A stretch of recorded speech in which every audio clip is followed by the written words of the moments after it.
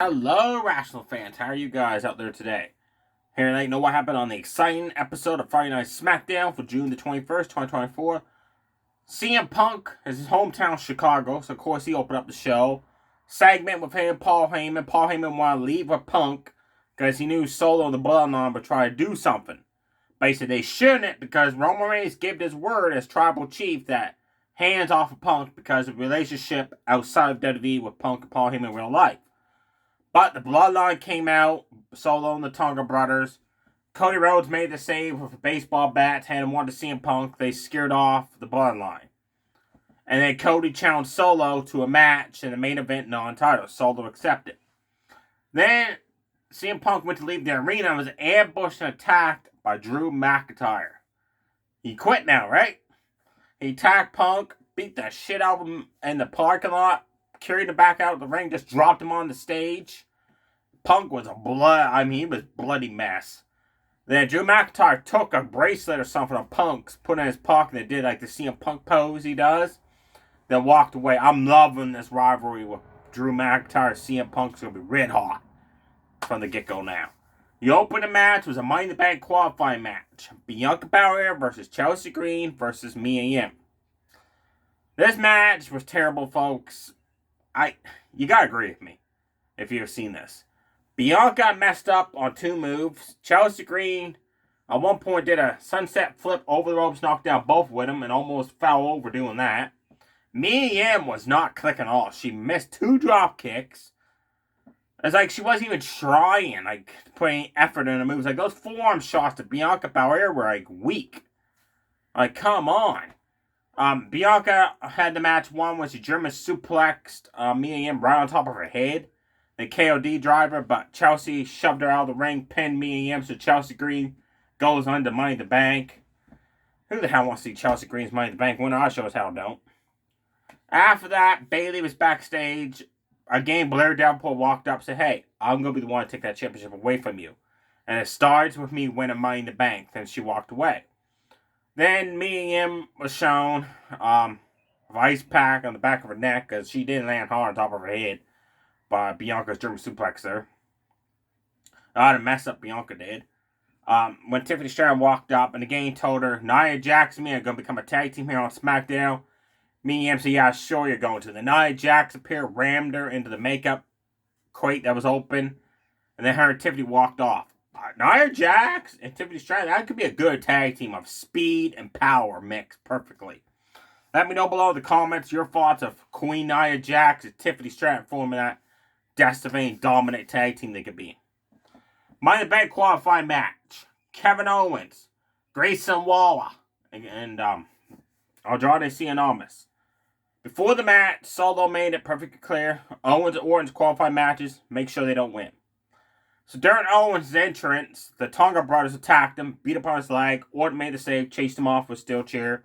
Kevin Owens hobbled down the ring, bell rang, and as Kevin Owens was getting into the ring, Grayson Waller turned around, Andrade Cien Almas smoked his ass with a running punch, and almost within seconds won it, but Grayson Waller kicked out. Kevin Owens delivered a swanton bomb onto Andrade Cien Almas, but his leg was too hurt to make the free count. Grayson Waller pulled him out of the ring, DDT'd him outside. At one point, all three guys were fighting the ring aprons, exchanging kicks, punches, forearm shots. Kevin Owens always gets back, body dropped on the ring apron edge. That happened for Grayson Waller. Grayson Waller turned around, Andrade Cien Almas sunset flipped out of the ring, powerbombed his ass on the outside. That was awesome. Kevin Owens stunned Grayson Waller, who went outside the ring. Stunned to Andrade Cien Almas, was pinning him when Grayson Waller pulled him out of the ring. The Grayson Waller did a barrel roll into the ring for either does a clothesline or a drop kick. When he went to do one of those moves, Andrade caught him. Underarm DDT for the 1-2-3, your winner. Going into Money in the Bank, Andrade Cien Almas. I was really hoping Kevin Owens will won it. That guy deserves to finally win goddamn Money in the Bank. He's been almost in every single one of them. But I'm happy with Andrade Cien Almas being the second choice. Because I could picture him holding that briefcase. That'd be good. Alright, Money in the Bank qualifying matchup. Randy Orton took on Tama Tonga, the Bloodline, and Carmelo Hayes. Action-packed match for the get-go. You thought the second match was good. If you watched it, this match was just as good. Orton caught Tama Tonga come off the ropes with a scoop slam. Caught Camille Hayes coming off the ropes with one hell of an uppercut. Did a signature back body drop each guy on the announce table. Then Tama Tonga, and Camille Hayes started double team Randy Orton. Back him in the corner, stomps in the corner, hit a double team code breaker into a running pay dirt, double team clothesline Randy on the outside, and then they started fighting each other. Camille Hayes bounced off the ropes, clothesline Tama Tonga down, ran off the opposite ropes. Tama Tonga caught him with an awesome backbreaker. Orton snuck in, went for the RKO. Tama Tonga countered it, so Orton instead closed on Camille Hayes down. Then he DDT both guys off the ropes, set up for the RKOs. Suddenly, Tola Tonga ran out. Kevin Owens attacked him outside the ring. Tama Tonga was sneaking up behind to attack Orton. Orton seen that of the Titantron, moved out of the way, sent Tama Tonga to the outside. Suddenly, Camille Hayes rolled him up, handful of tights, stole the win. Camille Hayes is in Money in the Bank. I'm happy he finally won a match on SmackDown. What bigger match than going to Money in the Bank? I gave a picture of him with that briefcase. Your main event, Cody Rhodes, Solo Sikoa 101. Before the match, Cody told Owens backstage, I got this, I got a plan. Solo promised that the Tonga brothers won't get involved. Bullshit. Bell rang. Cody just took it to Solo. Did his Dustin Rhodes Goldust's signature drop down palm strike. Sent Solo to the outside, drove him into the steps twice, drove him into a barricade.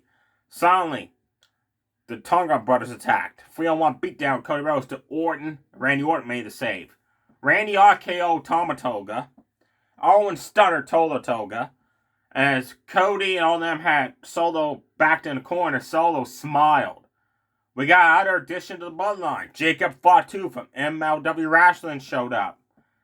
He started growling and foaming out of the mouth. Looks like he's going to be like a pit bull style member of the bloodline. Well, hell, we already got Tama Tonga acting like a crazy Tasmanian devil for Looney Tunes, which fits him perfectly, so looks like this persona fits Jacob Fatu. He just cleaned house.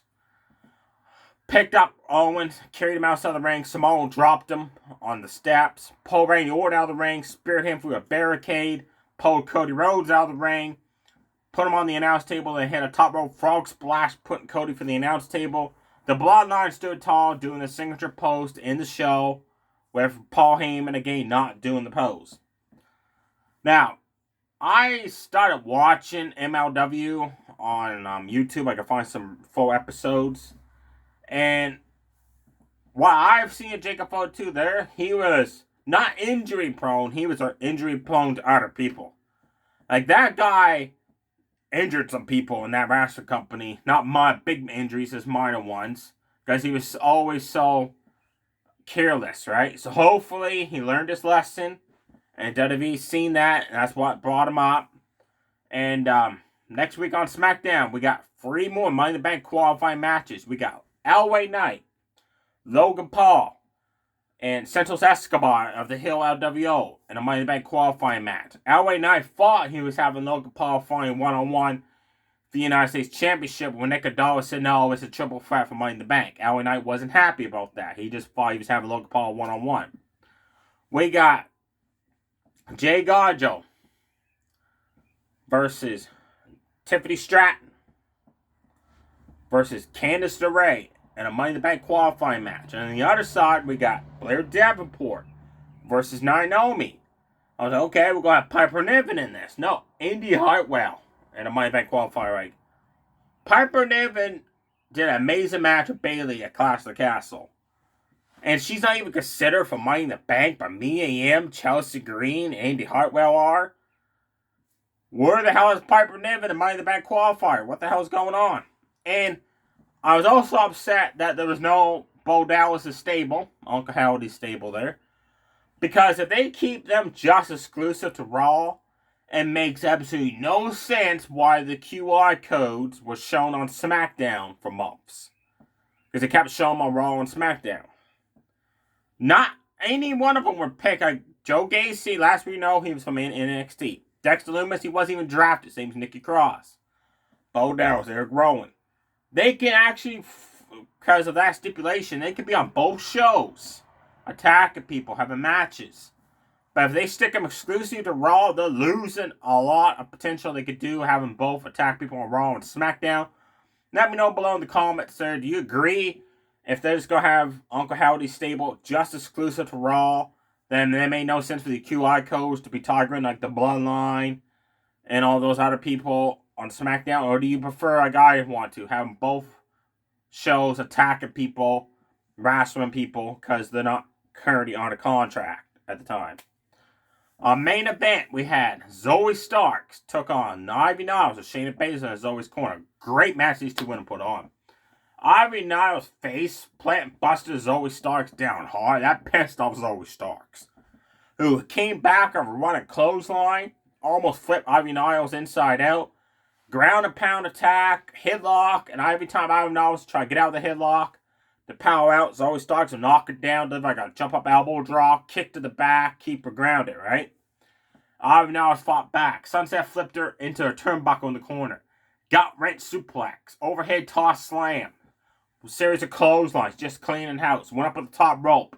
Shayna Baszler caused a distraction, allowed Zoe to pull her off the top rope. Ivy Niles hit back of her head, hit the turnbuckle on the way down. Slingshot, drop kick. Z360, like the CM Punk's go to sleep. But Zoe Starks does a little bit differently. For the 1-2-3, your winner is Zoe Starks. The other match was Julius Creed with Brutus Creed ringside took on Tyler Bate. No Pete Dunne, I noticed that. This match was good. It was more technical. At first, they kept trying to out-wrestle each other. Amateur holds. Then Julius did that. Storm suplex. Tyler Bate countered a powerbomb into a DDT. Buckshot Larry clothesline off the ropes. Went for either one. Julius Creed caught him. Overhead belly suplexed him. Went for the moonsault. Tyler Bate moved out of the way. Jumped up punch. Followed up by either Buckshot Larry clothesline off the ropes. Julius Creed kicked out. Julius Creed did a standard moonsault. Tyler Bate did the airplane spin, but Julius Creed countered that. Powerbombed him. Julius Creed won the match after he delivered like a running slam. Then pulled him up into a running clothesline for the 1-2-3. Like I said, it was a good match. It was way too technical for me from the get-go. And it was kind of slow-paced as well. The other women's match was good. There we have it, folks. Money in the Bank live matches is shaping up. We got main event Jey Uso. We got Camilo Hayes. We got Andrade Cien Almas. And we're going to have Braun Strowman, Braun Sareet, or Chad Gable, or Dragunov, or LA Knight, Logan Paul, and Santos Escobar join the field. Plus, we don't know who the final three people on Raw is going to have in a qualifying match. On the women's side, we just got Io Sky, last year's winner. And on SmackDown, Chelsea Green. So I'm hoping that Candice LeRae wins it, but I got a bad feeling it's going to be Jade Cargill. On the other bracket, if Blair Davenport wants to be the one to take away Bayley's title, she needs Money in the Bank to do it, so Blair Davenport to advance. On the Raw side, they didn't announce the three-way Raw women's match yet. I hope Shayna Baszler is on a qualifying match, because that'd be awesome for her to qualify. And have Zoe Starks qualify. Because think about that tag team and Money in the Bank. The Soul 6 with them, they could work on the other four with them. The one of them just grab the briefcase and cash in on a tag team title match. Right? There have it, folks. I'm going to go watch some of the 100. I got the 7 seasons on DVD. I love the series. I stopped watching it for a few years. Usually I'll watch it for a year, give it a couple years, watch the other series. I'm back to watch the 100, so I'm going to watch some of season 1. Stay safe, everybody. Too sweet. Bye.